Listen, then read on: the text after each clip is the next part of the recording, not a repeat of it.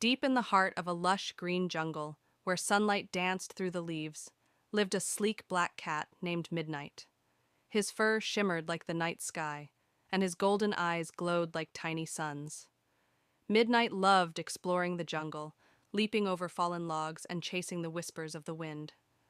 One day, while prowling near a bubbling brook, Midnight spotted something fluttering near a bright red flower. It was a delicate blue butterfly, its wings painted with the colors of the sky. Mesmerized, Midnight crept closer, his tail swishing curiously. The butterfly twirled in the air, as if inviting him to play. Midnight leaped, trying to catch it, but the butterfly danced just beyond his reach. He pounced again and again, laughing in his own silent way as the butterfly always stayed one step ahead. Tired but delighted, Midnight finally sat beneath a large tree.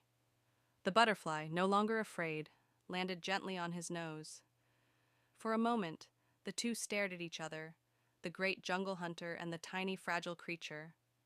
Then, with a soft flutter, the butterfly lifted off and disappeared into the jungle, leaving Midnight smiling in his heart.